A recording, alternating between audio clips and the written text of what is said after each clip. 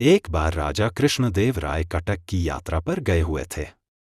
वहां वे नर्मदा नदी के किनारे पहुंचे। नदी के पास जाने पर उन्होंने देखा कि एक ऋषि ध्यान लगाए बैठे थे। राजा के देखते ही देखते वे ऋषि हवा में ऊपर उठ गए। राजा ने मन ही मन सोचा कि यह अवश्य ही कोई महान और ज्ञानी ऋषि हैं, इसलिए उनसे आशीर्वाद लेना चाहिए। राजा ऋषि के पास गए और उनसे आशीर्वाद मांगा।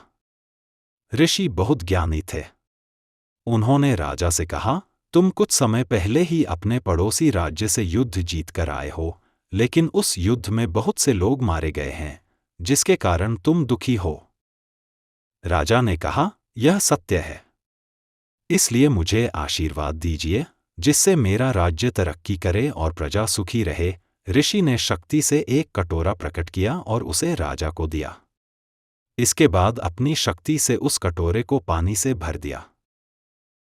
ऋषि ने राजा से कहा कि तुम इस कटोरे का पानी लेकर अपने राज्य में जाओ और इस पानी को अपने खजाने में छिड़क देना, जिससे तुम्हारा खजाना बढ़ने लगेगा और तुम्हारा राज्य हमेशा खुश रहेगा।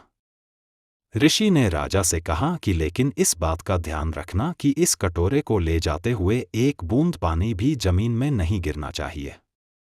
इसके बाद राजा कटोरे को लेकर जाने लगे। राजा ने सोचा यदि कटोरे को ले जाने के लिए वह सेनापति को कहेंगे तो वह इसको ले जाने में सक्षम नहीं है। राजा ने कटोरे को ले जाने के लिए तेनालीराम को कहा। राजा ने तेनालीराम को अच्छे से समझा दिया कि पानी की एक बूंद भी नहीं गिरनी चाहिए। इसके बाद राजा अपने राज्य के लिए चले गए।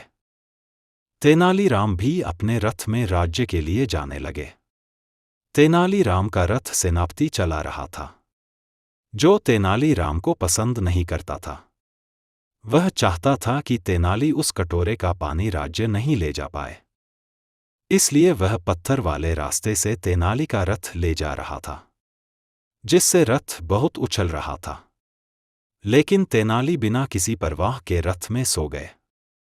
जब रथ महल पहुंचा तो राजा ने रथ में तेनाली को सोता देखकर गुस्सा हुए और तेनाली से कटोरे के बारे में पूछा। इसके बाद तेनाली ने दिखाया कि उसने पानी के कटोरे को चमड़े की थैली में डालकर बांध दिया था, जिससे रथ के उछलने पर भी कटोरे का पानी गिरा नहीं।